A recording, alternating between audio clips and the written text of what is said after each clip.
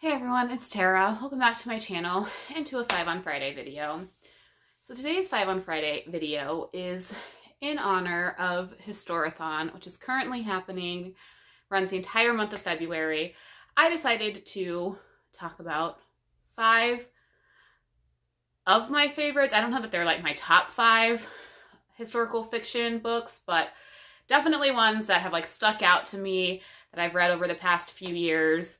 So they're up there. If they're not my favorites, they're definitely up there, but just, you know, ones that I really enjoyed. So I decided to share them with you so that you guys can maybe check them out. So I am going to save what I think is probably my favorite of the 5 and my favorite historical fiction like that I've read relatively recently for the end. But the rest of them are kind of in no particular order other than me being like, oh yeah, I want to talk about that one. So,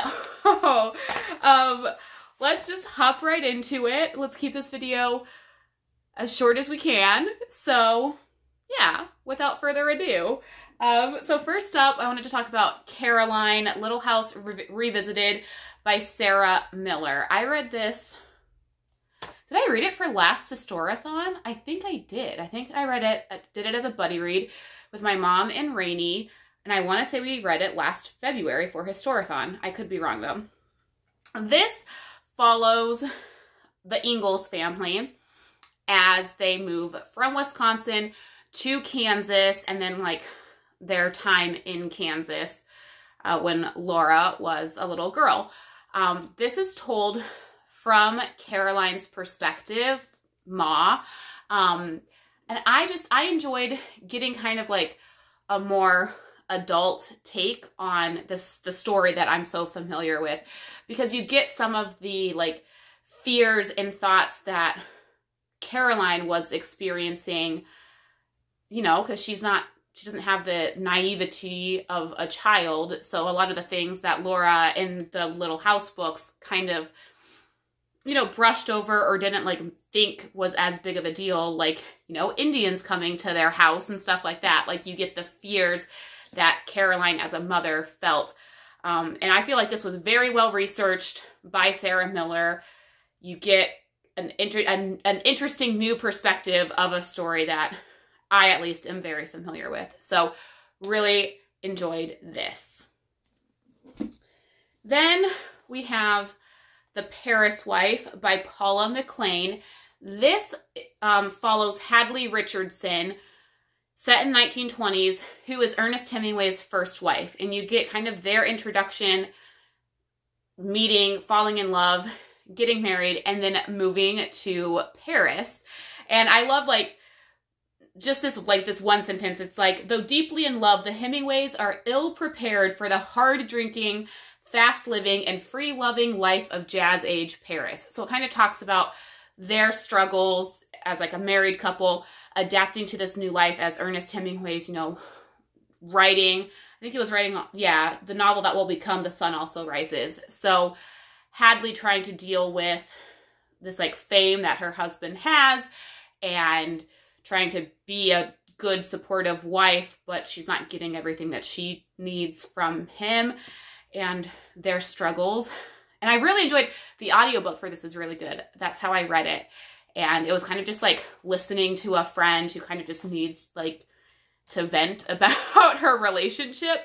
So I really recommend the audiobook for this as well.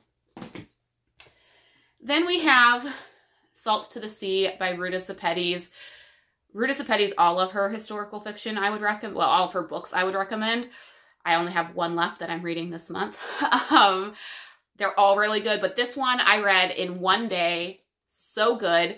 This follows 4 refugees who are trying to escape like the Soviet advance during World War II, and they're all seeking refuge on the Wilhelm Gustav. I'm probably pronouncing that wrong, which then ends up under attack. So this ship that they thought was going to like be their saving grace doesn't necessarily end up that way. So it's a very good, very like fast-paced read. Like I said, I read it in one day, one sitting. So highly recommend this book and all of her other books. I'm sure the last one I have to read, which is Between Shades of Grey, will be equally as good. So read them all. But this one's the one I decided to talk about. Then we have The 19th Wife by David Ebershoff, I think is how you say his name. It's been a few years since I read this. I think I read this before I even moved to Connecticut, so like 5 years. But it's always stuck out in my mind. This is actually a book that I read because my father-in-law recommended it to me back when John and I were like first dating. So it's been a while. But he recommended this to me. I'll give you guys a little personal anecdote here. I actually grew up, was raised in the LDS or the Mormon church. I no longer am practicing, but some people in my family still do. And so when he found that out, he asked me if I'd ever read this. And I was like, no. And I was kind of like hesitant to give it a try because a lot of books, if they're not written by someone in the LDS or Mormon church, they aren't necessarily entirely accurate. And so I hesitate to read books that are about Mormons or about like the Mormon history, because even though I'm not practicing, I do want what I'm reading to be correct, and a lot of things just aren't, to be perfectly honest with you. This one, however, I didn't have any like complaints as far as that goes. This follows, it's a dual timeline. This follows, what's her name? Anne Eliza Young, who was one of Brigham Young's wives.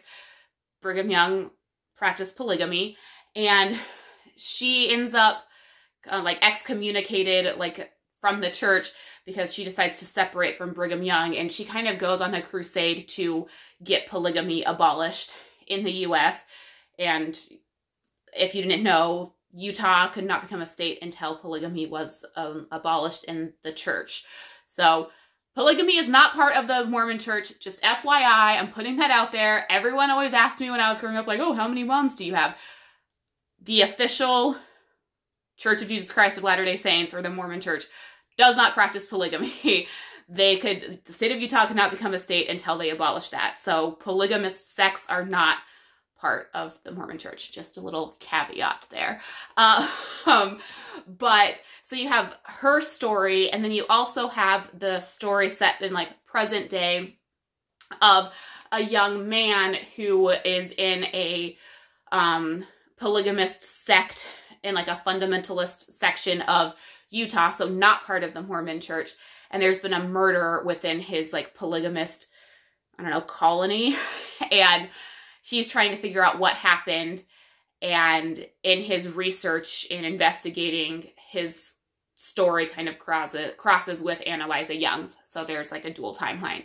So I really enjoyed it. I want to do a reread of this hopefully soon-ish because it's been a few years. But I know a lot of people either have read this recently or I've seen it on people's like TBRs or books that they like need to read. And as someone who grew up in the religion that like this book is kind of about, I will say it is, as far as like the historical accuracy, I don't remember any glaring untruths. So definitely recommend this. Then book number 5. This, I love this book. It was my favorite book of 2019. So good. I loved it. This is the book that introduced me to one of my favorite authors. So, shouldn't come as a surprise.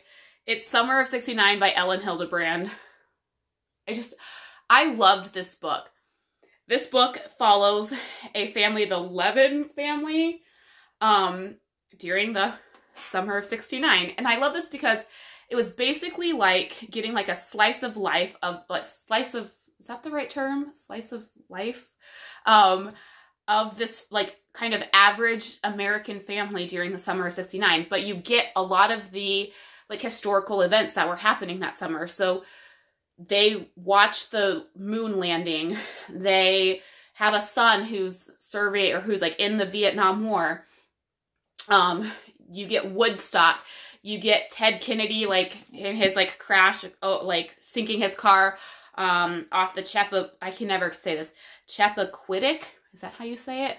So you get all of these things that, like, were big events in the summer of '69, but from the perspective of, like, an average U.S. family, and I loved that.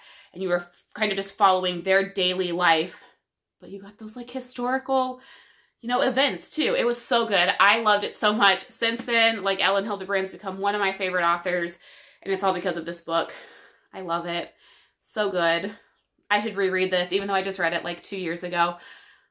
I could, like, read it every year. It's so good. So this is definitely, like, my favorite historical fiction book of, like, recent reads, if not ever. So please check it out. It's so good. So those are 5 historical fiction books that I really, really enjoyed. I did have one World War II book, but I tried to pick some that weren't set during World War II to, you know, add some variety, because there's so many World War II historical fiction books out there. It's nice to read something different every once in a while. Let me know down below if you've read any of these books, what your thoughts are on them. What are some of your favorite historical fiction books?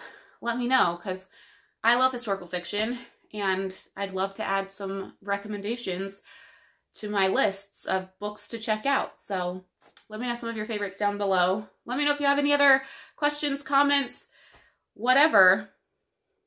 Chat with me down below. Anyways, that is it for now. Thank you so much for watching. Until next time, happy reading. Bye.